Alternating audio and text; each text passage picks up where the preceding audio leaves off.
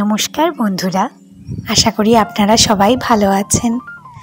পারিপার্শ্বিক পরিস্থিতি যেরকমই থাকুক না কেন, জীবনযুদ্ধ তো আমাদের চালাতেই হবে।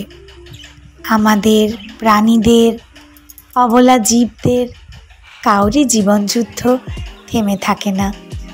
সবাই আমরা মূল স্রোতে সেই ফিরেই আসি। আদি হিয়ার যোগা পরীক্ষা ছিল গত রবিবার। পরীক্ষাটি অনুষ্ঠিত হয়েছিল আমাদেরই এখানকার একটি স্কুলে।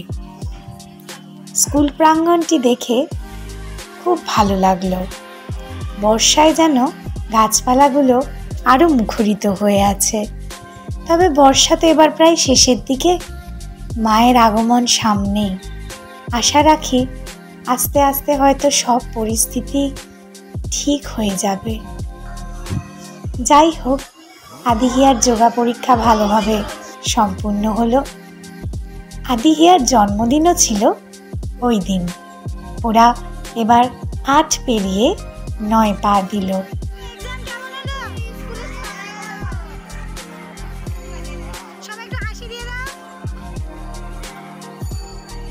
পরীক্ষা হলো, আনন্দ হলো, পাখি দেখা হলো, একটু মিষ্টি মুখও করালো আদি হিয়া সবাইকে। আমাদের সেদিন লাঞ্চ করতে বেশ দেরি হয়ে গেছিল। তাও সেদিন যেহেতু আদি হিয়ার জন্মদিন, ওদের একটু সাজিয়ে গুছিয়ে খেতে দেওয়ার চেষ্টা করলাম। ওরা এখন কত বড় হয়ে গেছে, এই 1 বছরের জন্মদিনে ওরা ভালোভাবে বসতেই পারতো না। আর এখন দেখি ওরা নিজেরাই কি সুন্দর আসন পেতে গুছিয়ে টুছিয়ে বসে পড়ে। বিকেলবেলায়, সন্ধ্যাবেলায় বলতে পারেন, ওদের দাদু দিদা, দাদা ভাই, মাসি দিদা, পিসি আর পিসন এসেছিলেন ওদের সাথে একটু সময় কাটাতে। আদি হিয়ার দাদু আর ঠাম্মা মুর্শিদাবাদ যাওয়ায় তাদের অভাবটা এবার খুব বোধ হচ্ছিল। সত্যি বলতে কি, বিশেষ একটা আড়ম্বর আমি কোনোদিনই ওদের জন্মদিনে করে উঠতে পারি না। আদি হিয়াকে সবসময় বলি, তোমরা যে পৃথিবীতে এসেছো, তোমরা জন্মগ্রহণ করেছো, এমন কিছু ভালো কাজ করো, মানুষের জন্যে এমন কিছু কাজ করো যাতে সবাই তোমাদের জন্মদিনটা মনে রাখার চেষ্টা করে। তবেই কিন্তু জন্মদিনের প্রকৃত উদযাপন হবে। যাই হোক, ওরা আনন্দেই কেক কাটলো। সকালবেলাতেই যোগা পরীক্ষা দিতে যাওয়ার আগেই ওদের একটু পায়েস আমি খাইয়ে দিয়েছিলাম। সেই সময় আর ভিডিও করা হয়নি। এই যে আদি হিয়ার পিসি, দিদারা ওদের কাণ্ড কারখানা দেখছে আর মনে মনে হাসছে। এই যে আদি হিয়ার দাদা ভাইয়ের সাথে যেটুকু সময় ওরা কাটাতে পারে, দাদা ভাইয়েরও খুব ভালো লাগে, ওদেরও ভালো লাগে। ব্যাস, এবার জন্মাষ্টমীর ছুটি কাটিয়ে ফাইনালি আমরা আবার আমাদের স্কুলে, আমি ক্লাস নিতে আর আদি হিয়া ক্লাস করতে চলে এলাম। এই যে আমার লকারে জয় জগন্নাথ করে আমি চললাম ক্লাস নেওয়ার পথে। কিছু কারণবশত আমি কয়েকদিন ছুটিতে ছিলাম, স্কুল যাইনি। আদি হিয়ারও পরীক্ষা চলছিল। স্কুল জয়েন করে আমার স্টুডেন্টসদের দেখে সত্যিই যেন প্রাণ ফিরে পাই। স্টুডেন্টসরাই আমাদের ড্রাইভিং ফোর্স। এই যে এক্সামের পরে চলে আমাদের বেশ খাতা দেখার একটা গুরু দায়িত্বের পর্ব। এবার জন্মাষ্টমীর দিন আমি খুব সামান্য আয়োজনে আমার গোপালকে সেবা দিয়েছিলাম, কিন্তু পরের দিন স্কুলে গিয়ে গোপালের নানান প্রসাদ পেলাম। আমার শাশুড়ি বাড়ি ফিরে আসার পরে বানালেন তালের বড়া। আমি জন্মাষ্টমীর দিন গোপালকে নিজের হাতে কিছুই বানিয়ে দিতে পারিনি, সবই কেনা জিনিস দিয়েছিলাম।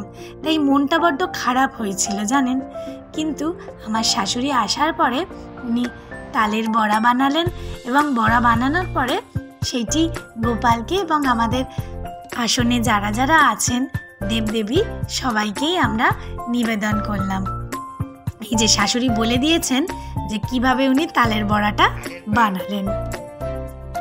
নারকোল, গুড়, আটা, চালের গুঁড়ো এইগুলোকে দিয়ে এগুলোকে একটু করে নিতে হবে, মিক্সড করে নিতে হবে। যে যেমন ফাটাতে পারবে তার সেরকম ফুলবে।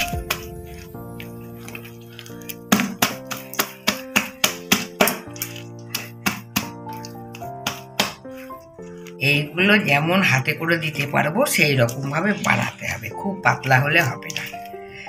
আমি তেলে যখন ছাড়বো এইভাবে একটু করে নেব, এইরকম ভাবে দেব। তেল গরম হলে পরে এইরকম ভাবে দেব। এই যে এবার মিক্সচারটা একদম রেডি।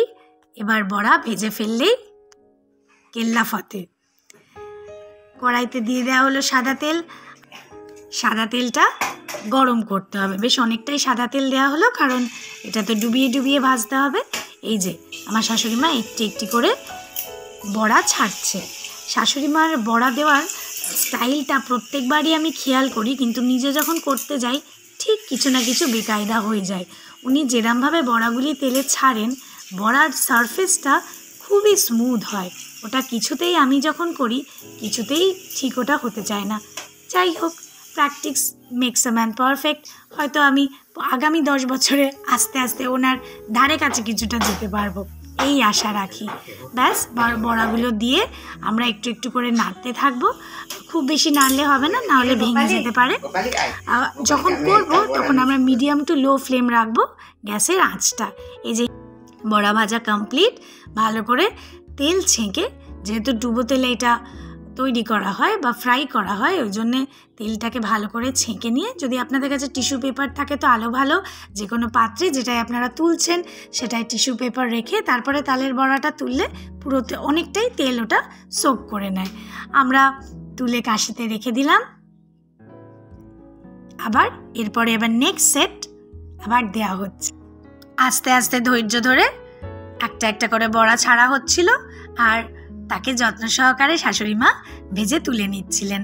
আমিও মধ্যিখানে একটু ওনাকে রিলিজ করে হাত লাগিয়েছিলাম, কিন্তু ওই যে শেপগুলো ভালো আসছিল না বলে আমার মন খারাপ হয়ে যাচ্ছিল। আমাদের গোপাল প্রতিষ্ঠিত না, আমাদের গোপাল ঠাকুর শোকেশেই সুসজ্জিত হয়ে থাকেন। ওনাকে রোজই ধূপ প্রদীপ শাশুড়ি মা পুজোর সময় দেখান, যখন উনি নিত্য পুজো করেন। কিন্তু এই স্পেশাল কয়েকটা দিনে, যেমনি রাখিতে, জন্মাষ্টমীতে, ওনাকে বার করে একটু ওনার সাথীত্বদের সাথে রেখে দিই। বেশ কয়েকদিন উনি গল্প করেন সবার সাথে, তারপরে আবার ওনাকে ওনার জায়গায় আমি আবার বসিয়ে দিই। আশা করি সবার জন্মাষ্টমী ভালোভাবে কাটলো। সামনেই রাধা অষ্টমী, আর তারপরেই দুর্গাষ্টমী চলে আসবে। সবাই ভালো থাকবেন। আমার ভিডিওটি ভালো লাগলে চ্যানেলটিকে একটু সাবস্ক্রাইব করবেন। আর আদিহিয়ার জন্য চাইলাম আপনাদের স্নেহ আর আশীর্বাদ।